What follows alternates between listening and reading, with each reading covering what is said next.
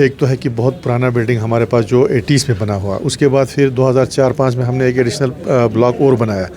तो आपको ख़ुद मालूम है कि फिर भी उसके बावजूद भी जो यहाँ पे हमारे करगिल के लोगों का जो यहाँ पे आना जाना रहता है, जैसे हमारे पेशेंट हैं, स्टूडेंट्स हैं, या जो हमारे बिजनेसमैन जो भी आते हैं, तो क्योंकि श्रीनगर नज़दीक होने की वजह से मतलब इजीली लोगों को एक्सेस है, तो यहाँ एकोमोडेशन की डिमांड जो है वो दिन ब दिन जब बढ़ा, तो फिर हम लोगों ने एक प्रोजेक्ट भेजा हमारे यूटी एडमिनिस्ट्रेशन को कि एडिशनल ब्लॉक के लिए, क्योंकि हमारे पास यहाँ पे लैंड जो है वो अवेलेबल था, तो उसको उन्होंने सेंक्शन करते हुए 2021 समर में हमने इसका फाउंडेशन स्टोन रखा, लेकिन एक्चुअल काम जो है आपका 2021 दिसंबर में हुआ, और ये एक रिकॉर्ड टाइम में जो है आपने ख़ुद देखा कंप्लीट हुआ है, और जिसमें अभी हमारे पास G+3 यानी 4 मंजिला जो बिल्डिंग है, जिसकी कैपेसिटी इसमें हम 60 जो हमारे लोग हैं उसको एट ए टाइम इसमें एकोमोडेट कर सकते हैं। तो इसमें रूम्स भी हैं, डॉर्मेटरीज़ भी हैं, किचन भी है, डाइनिंग हॉल भी है, VIP रूम्स भी रखे हैं, और सबसे बड़ी चीज़ इसमें एक रखा है हमने मल्टीपर्पज़ हॉल, जिसका जो अगर आप आर्ट देखेंगे, जिसका आर्किटेक्ट देखें, जिसको हम ख़त्मबंद बोलते हैं आपका, जो कि बहुत ही एक मशहूर कश्मीरी आर्किटेक्ट होता है, वो भी यहाँ पे लगा है। और ये जो मल्टीपर्पज़ हॉल जो हमने बनाया है, ये यहाँ पे जो लोग यहाँ पे रहते हैं, उसके अलावा जो हमारे कोई भी फंक्शन यहाँ पे करना होगा हमारे स्टूडेंट्स को या लोगों को, उसके लिए भी ये काम आ सकता है। तो मुझे लगता है कि ये लोगों के लिए, हमारे करगिल के लोगों के लिए एक चीज़, एक बहुत ही अच्छी एक एसेट आउटसाइड डिस्ट्रिक्ट बना है। हमारे जैसे बाकी भी हमारे हैं, जैसे जम्मू में हैं, और बहुत एक अभी हमारे जम्मू दिल्ली में हमारा एक द्वारका में बनने जा रहा है। तो अल्टीमेटली इसका फ़ायदा जो है हर कोई लेता है, चाहे वो पेशेंट हो, स्टूडेंट हो। तो आज की बिल्डिंग का जो है हमारे ऑनरेबल लेफ्टिनेंट गवर्नर साहब ने इसकी इनॉग्रेशन की है, जिसमें हमारे साथ हमारे करगिल से जो यहाँ पे आए थे हमारे EC साहिबान थे, हमारे काउंसलर साहिबान, DC साहब, SC साहब वगैरह।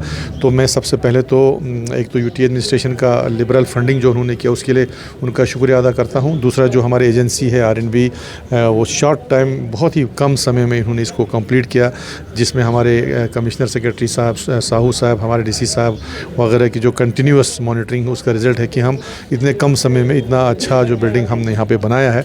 तो इसके हमारे ऑनरेबल LG साहब ने भी काफ़ी अप्रिशिएट किया है। तो इसके अलावा हमारे और भी कुछ प्रोजेक्ट्स बनने जा रहे हैं, आपका दिल्ली में हो, जम्मू में हो वगैरह। तो उसके लिए आज LG साहब ने हमको एश्योर किया कि उसमें फ़ंडिंग की कोई कमी नहीं होगी। ये ख़ासकर उन लोगों के लिए है जो बड़े बड़े होटलों में एफर्ट नहीं कर पाते हैं, उनके लिए, आम पब्लिक के लिए। लेकिन उसका मतलब भी नहीं है कि हम बहुत ही लो रखें, कम से कम इसका मेंटेनेंस वगैरह निकलना चाहिए। तो हम कोशिश करेंगे इसको आउटसोर्स करेंगे। और जैसे आपने कहा कि सबसे बड़ी चीज़ है, इतना खूबसूरत बिल्डिंग और इतना खर्चा करके बना है, तो इसका सही मैनेजमेंट होना बहुत ज़रूरी है। तो इसमें अभी DC साहब ने हमारे जो RNB को है उनको इंस्ट्रक्शन दिया है कि वो एक ड्राफ्ट बना के पेश करें हमारे एग्जीक्यूटिव काउंसिल में, कि हम इसका एडमिनिस्ट्रेशन, इसका मैनेजमेंट, इसके प्राइजेस क्या रखें, और ये एश्योर करते हैं कि जो लोगों के मतलब एक हिसाब से रखा जाएगा। कोई हाई प्राइस हम नहीं रखते हैं, क्योंकि ये कोई होटल के माइंड से हमने नहीं बनाया, आम लोगों के फ़ायदे के लिए। लेकिन साथ में ये भी है कि लोगों को भी कोऑपरेट करना है, और लोगों से मेरी अपील है कि उनको ये समझना है कि हमारा अपना एसेट है, ये कोई सरकारी नहीं है। जितना आप इसको मेंटेन करेंगे उतना हमारे लोगों के फ़ायदे में। 2014 में यहाँ पे जब फ्लड आया था, तो यहाँ पे भी पानी भरा था, तकरीबन ऑलमोस्ट 1 फ्लोर यहाँ पे पानी था। तो ये आप इतना काबिल नहीं है कि लोगों को हम यहाँ बिठाया जाए। तो हम रिकमेंड करेंगे कि इसको डिसमेंटल करके इसके जो सामने जो हम दोनों बिल्डिंग के बीच में जो है एक पार्क बनाएंगे, जहाँ लोग आराम से बैठ पाएंगे। तो ये हमारे DC साहब प्रपोजल बना के भेजेंगे, और उसमें एक रीज़न ये देंगे क्योंकि ये फ्लड उसमें रहा था, तो अभी मतलब लोगों को इसमें बिठाने के काबिल नहीं है। जैसे अभी LG साहब ने भी देखा बिल्डिंग को देख के कि उन्होंने कहा कि ये नहीं होना चाहिए कि एक बिल्डिंग इतना अच्छा बना है तो एक बिल्डिंग सामने वो नहीं होना चाहिए। तो हम कोशिश करेंगे कि इसको क्योंकि एकोमोडेशन अभी हमारे पास है, तो इसको डिसमेंटल करके सामने एक अच्छा सा पार्क बनाएंगे।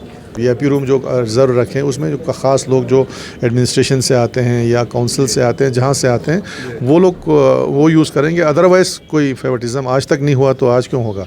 और सबसे बड़ा, मैंने पहले भी कहा कि ये आउटसोर्सिंग होगा तो फिर एक एजेंसी हैंडल करेगा इसको।